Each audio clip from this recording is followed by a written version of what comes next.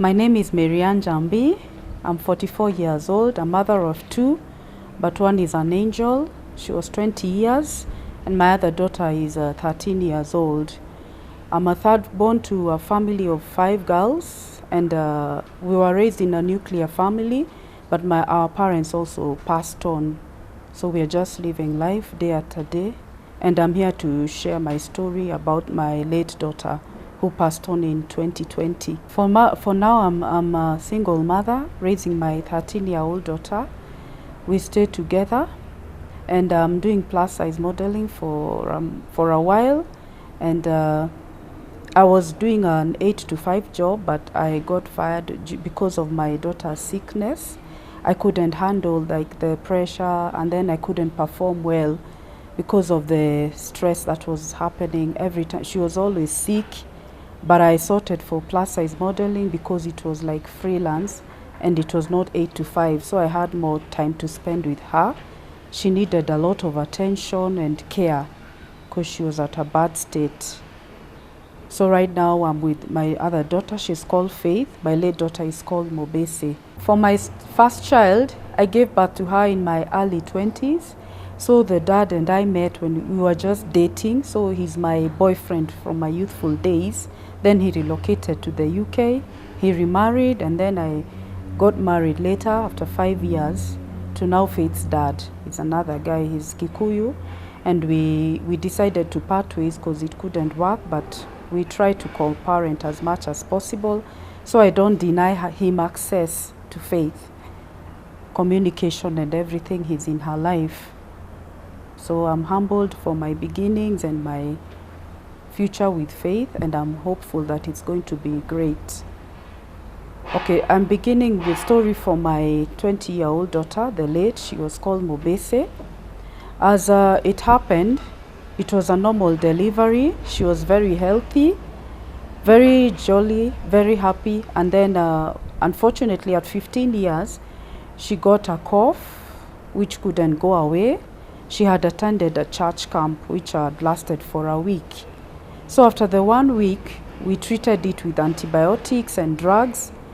But eventually, she got some other condition called candidiasis. Those are sores on the lips, mouth, and tongue.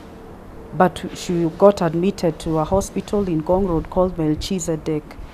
Now, during that admission, it lasted like for 3 days, but she was tested, like her blood was tested, her kidneys, and then there were no underlying conditions, so they discharged her. After the discharge, a while later, in the course of a month, she really lost weight drastically.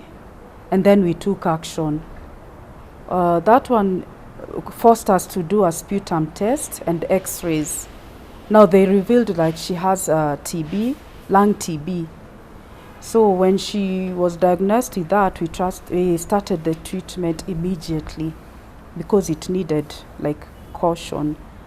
So she started with the TB drugs. She took them for like 6 months, continuous without stopping. And then in the process, we used to go for review like every 2 weeks. So they encouraged us, and we had hope like she will get better. During that treatment, the 6 months when they were over, they said that if it relapsed, like the TB didn't go away. So that's when they diagnosed her for more TB drug treatment. And that it went on like for 6 more months. Eventually, that's a 1 year duration. After the 1 year, we were told to seek a chest specialist. Now, the chest specialist revealed to us that she couldn't have extended with the TB drugs. And now, after that 1 year, another condition occurred. It's called aspergillosis. That's like damaged lungs or holes in the lungs. So the chest specialist now started on a new prescription for aspergillosis. We started now managing it because it was too late. The TB drugs managed now there. They didn't like cure the TB. They caused more damage. So we treated it like from 16 years up to now 20 years when she passed on. Now the journey was so painful because seeing her, like, she had like given up, she was crying most of the time, she had despaired, but at the same time she kept saying like God is there. So I looked at her like she's in pain, but she's not abusing or denying God. So it kept me going. So eventually, after the aspergillosis, unfortunately they also damaged her nerves. Now that's another condition altogether. It's called GBS. It's like it damages the nerves and the immune system. So she couldn't walk, she couldn't stand, she couldn't sit, and she was using Pampers. Eventually she got wounds along all her legs, from the knee to the ankle. All her legs, both her legs got wounds which were not healing. And then they told us, now that's diabetes. You see, when your immunity is low, many conditions attack your body. So we were just managing. Eventually she started taking supplements because the drugs were doing more damage. So in the journey, I was encouraged to keep going because she was a very spiritual girl. When she was fine, before, in between the 16 years to 20 years, when she was walking, her journey was with God. So she would want to like visit a retreat called Wendo. It's a Christian retreat in Nakuru. So every time I was able, I supported her because she kept saying that she felt peace and God's presence there.